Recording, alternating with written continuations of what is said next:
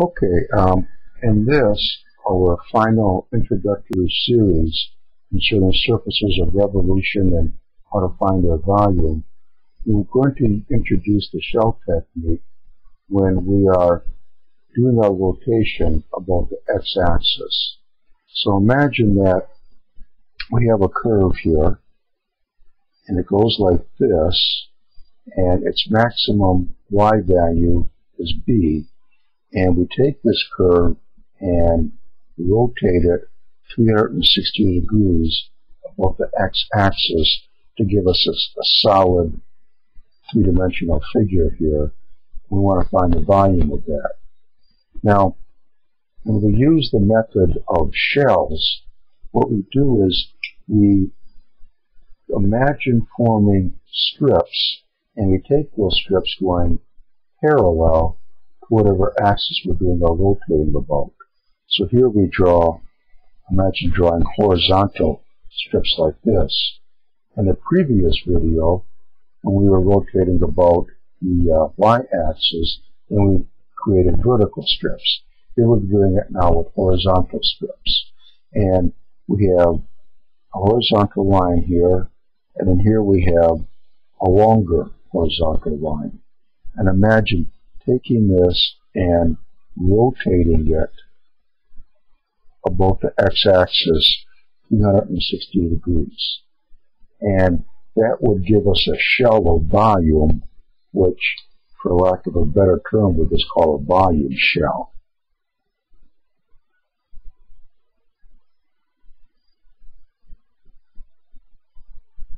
And we want to ask this question: what would be a way to approximate the volume of this shell that we're making with a short horizontal line and a longer horizontal line?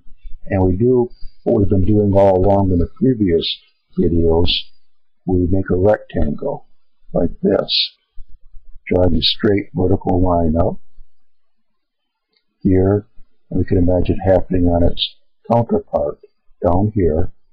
And then we're going to take this,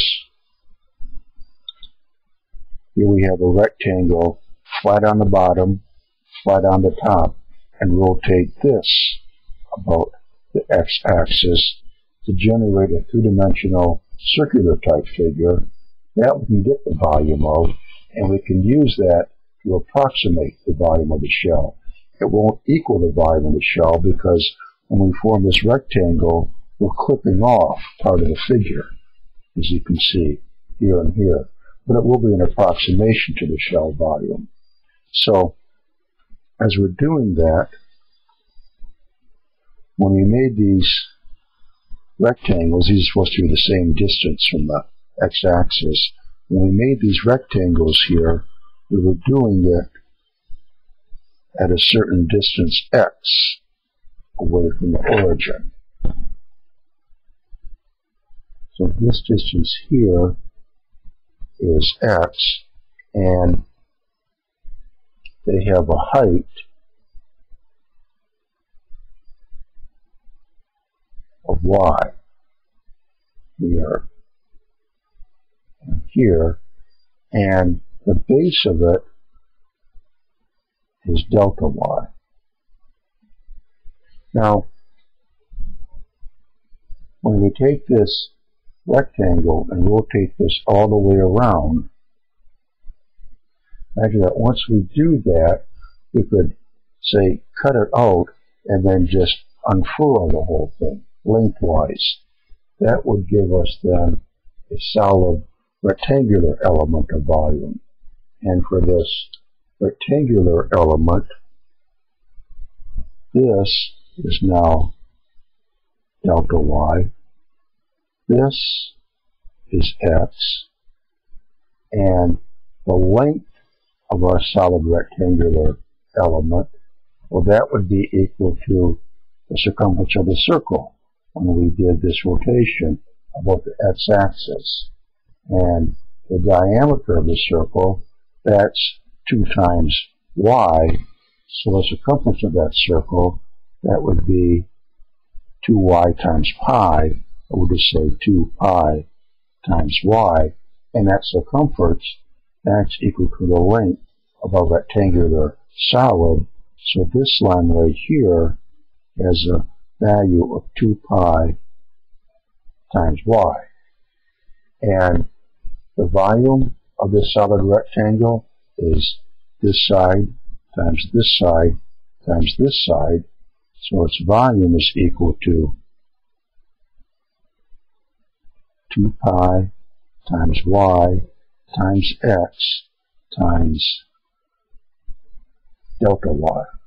And this volume here of the solid rectangular element, that is approximately equal to the volume of the shell that we originally created by taking this horizontal line and this longer horizontal line and rotating that about the x-axis. So we can say then that the volume of the shell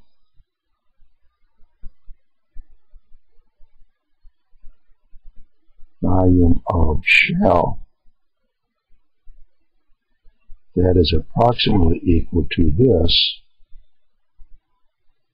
2 pi y x times delta y.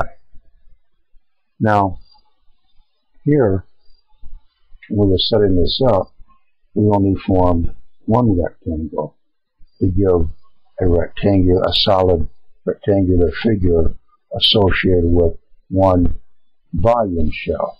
But we could do this starting at x equals 0. We could do this many times by forming these horizontal strips here, starting at x equals 0, or excuse me, at y equals 0, and continuing on up to y equals b, forming these horizontal strips like this.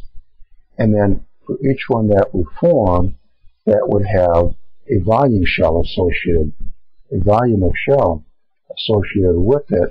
And we took each of these individual horizontal strips and rotated them. Then for each one we could make a rectangle and get a solid rectangular figure. And that solid rectangular figure, that would be an approximate volume of its associated volume shell. So if we added, so here's the deal.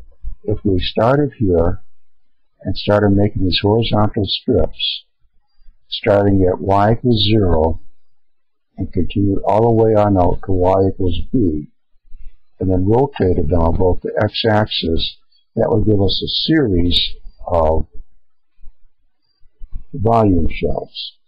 And by making a rectangle each time and rotating that, that would each time give us a solid rectangular figure, and each one of these solid rectangular figures would be an approximation of its corresponding volume shell.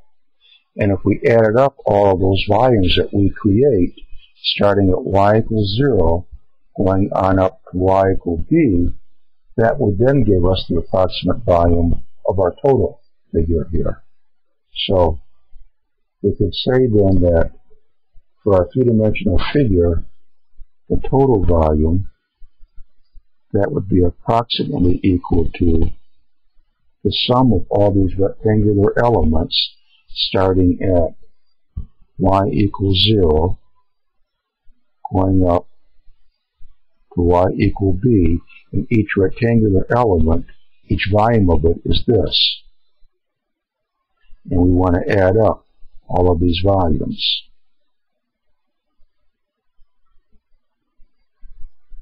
And that will give us the approximate total volume. Now, imagine that as we're doing this process, that each time we could make delta y smaller and smaller, then our associated rectangles here would be clipping off a smaller and smaller part of the shell, so that we would have each time then that we form one of these solid rectangular elements, it would be a better and better approximation of the volume of its associated volume shell. So that if we could let delta y become 0, or approach 0, So we no longer have delta y as the base of our rectangular solid, but now we have the differential dy. And then we could add up all of these rectangular solids. That would then, each one having a base of dy, and that would give us the exact volume of our figure. So we can say that the volume is equal to 2 pi times the integral of y times x times dy.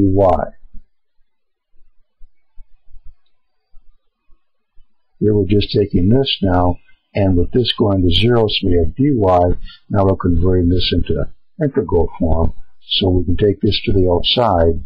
We have y times x dy. And we started this process when y is equal to 0. We didn't have to start there. We could have started anywhere along here we wanted to. So you can say that in general, the volume is equal to this integral starting at y equal a and going on up to y equal b.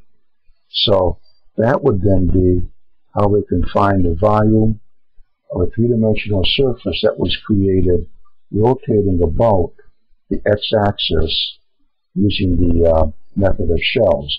And with a little bit of refinement, this will work not only for the x-axis, but by creating a three-dimensional figure by rotating around any horizontal axis. And we'll have some examples that will demonstrate that for us. So come back and join us for some more videos, and we'll start working some volume problems using both the disc technique and the shell technique.